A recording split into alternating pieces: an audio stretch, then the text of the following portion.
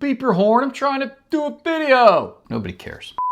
Welcome to Shadow Alley. On this channel, we talk about horror movies and silicone masks and other creepy things. So if you're into that sort of stuff, feel free to subscribe and stick around. So I decided to make YouTube videos on this channel a long time ago, and I wanted the channel to be geared towards 80s style horror movies. But what does that even mean? What does it mean to be an 80s style horror movie? My very first video on this channel tackled that subject, and if you watch it, please forgive my laziness. I just grabbed whatever shitty video clips I could find to play in the background of the video, and the quality is absolutely terrible, so my bad on that. You suck! But my words in the video are the thesis statement of this entire channel. I tried my best to say in words what I thought it was to be an 80s style movie. And in this video, I want to give a real life example of a movie that I think really encapsulates everything that I spoke about in the first video.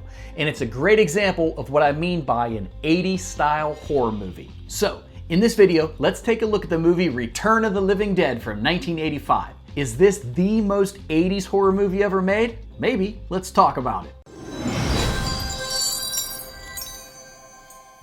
So, Return of the Living Dead. What about it makes it the most 80s horror movie ever made? Well, simple. It was made in 1985. Thanks for watching. See you in the next one. Alright, other than the obvious release date, what about this movie makes it a great representation of an 80s horror movie for me? In the first video, I mentioned Alec Kerr's quote that 80s movies had a macabre sense of fun.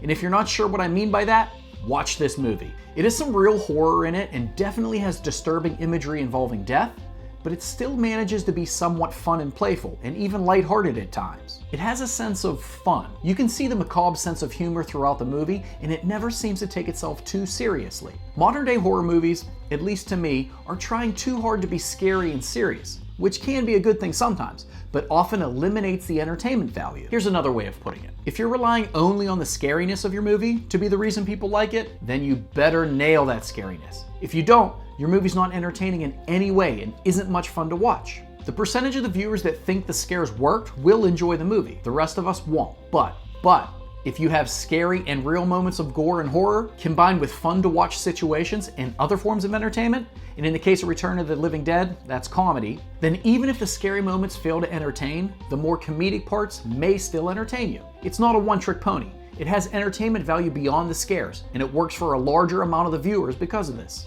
Another reason I think it's one of the most 80s horror movies ever is that it's essentially a period piece. The reason you may love a World War II movie is because the production company spent a great amount of effort and detail creating a realistic looking movie for that time period. From the locations to the costumes and the vehicles. It encapsulates that time period perfectly. Return of the Living Dead does this with its 80s punk look and attitude.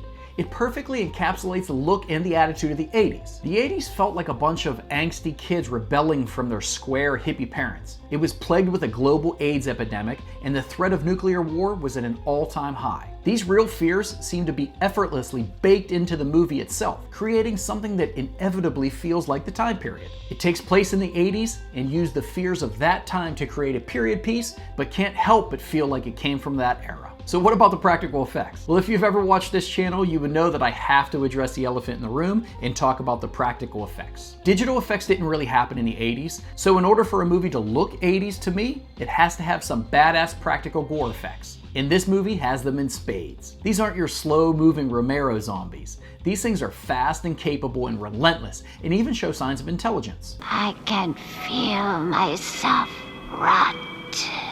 The creature effects range from horrifying to a bit cartoony, but they're definitely memorable. I think that the Tar Man might be the most recognizable zombie in movie history, and for good reason. He's the perfect amount of scary and cartoony to entertain everyone that watches. Oh, and I don't think this next little fact helps make my point in any way, but I thought it needed to be included. I would dare to say that the scene that messed me up the most as a kid, more than any other movie, was in this movie. And I watched some pretty messed up stuff growing up. You're gross!